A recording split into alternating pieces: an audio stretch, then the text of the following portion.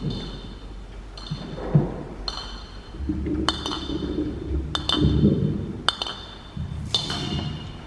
sorry I'm a snowman now, Karen.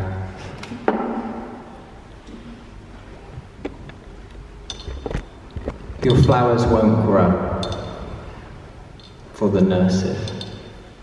Karen, I have to tell you that I am afraid that once you... It's actually perfect that Karen and I are the last reading together, because I think my collaboration with Karen has been the most unbelievably organic of all the collaborations that I have done, in that I don't think we collaborated.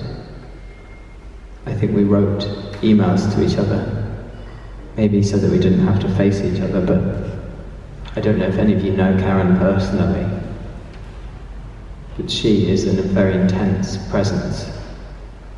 And I think we wrote to each other these...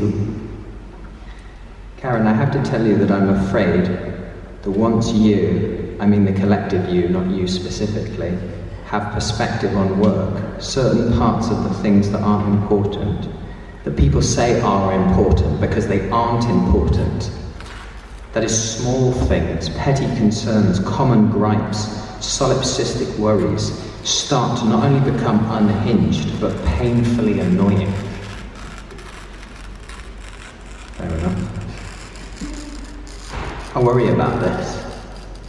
Maybe you can comfort me. As in, I get upset at people who make a big deal about nothing because they think it's something, because they don't know what something is, etc.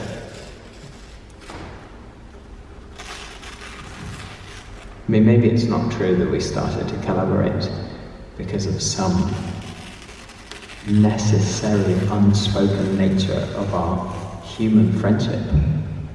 To be alive next to each other, like now, which is real. Human bodies in a church in Bethnal Green on a Saturday night. Me not knowing what I look like with this makeup that Bruce put on me.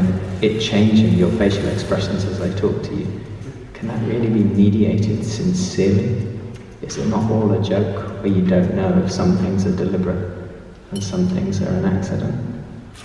But I do know there is something dialing down the Grim Reaper gene. Enjoy. Constant attention by a good nurse may be just as important as a major operation by a surgeon. Every time you smile at someone, it is an action of love, a gift to that person, a beautiful thing. It is not how much we do, it is how much love we put into the doing. That's taken from a website called Inspirational Quotes for Nurses. Only about 1 in 10,000 people live to be 100 years old. What's their secret? I discussed this in my video, Animal Protein Compared to Cigarette Smoking. I am sorry, Karen. Your flowers won't grow. There is definitely an element that our collaboration has been so intense because when we've met, we've never talked about poetry or collaborating. And we didn't have a long-standing friendship before we started to write together. In fact, Karen just appeared out of nowhere and just walked right up to me and didn't introduce herself. But she knew who I was. And that happens so rarely, as opposed to, I imagine, happens to Joe, to Luke, to Ellie, to Prue, to Alva. Yeah, that's it. That I felt that there was a special connection between us somehow, not because some egotistic part of me was satisfied, but because the level of proximate intensity that Karen brought is something that people often accuse me of, and I found the golden bones. I have to say, it crosses my mind that those doing the most for us, those with golden bones, who do not dig them from the earth, which we can't just leave alone, but who were born with precious metal in their marrow, deterministically, might receive the least. All right? I want to say police officer. I want to say that because I know how many people are thick enough to find that term divisive, as though everyone is the same while holding another thought in the head. Another reason why I felt like Karen and I really got on, oh my God, is that Karen used to be a police officer.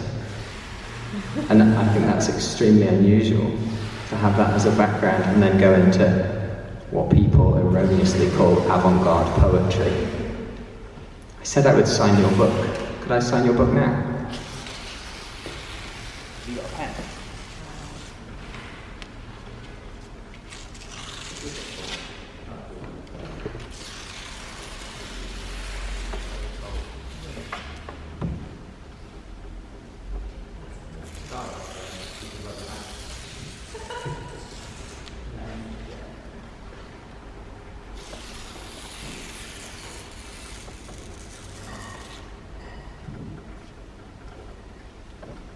Too thick. Thanks for coming. Much love. Sleep.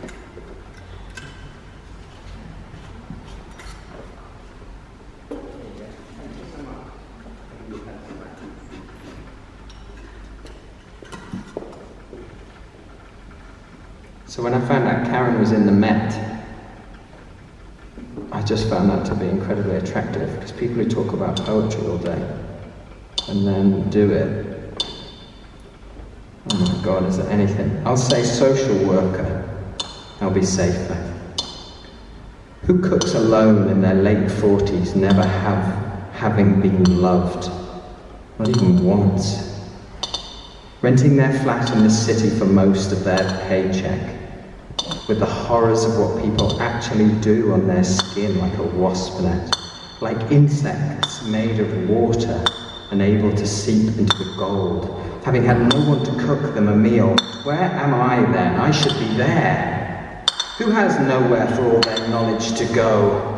I can smell food burning. I was walking today through Kensal Green Cemetery and came across the monument of the social reformers, those who built infant schools and lowered the hours of women working in the factories from their own pocket, who have nowhere for all their knowledge to go, for they are buried like a nice plump black cat who occasionally comes to lick my toes. Am I being depressing, Karen?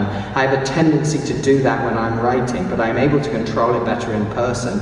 In person, I try to leave people feeling happier than when I found them, but when there's no person there, Karen, I can only see that loneliness and how adversarial life is for those who have perspective. But you have a tendency to make people feel better than they did before you spoke to them. In my experience, you definitely do. Thank you.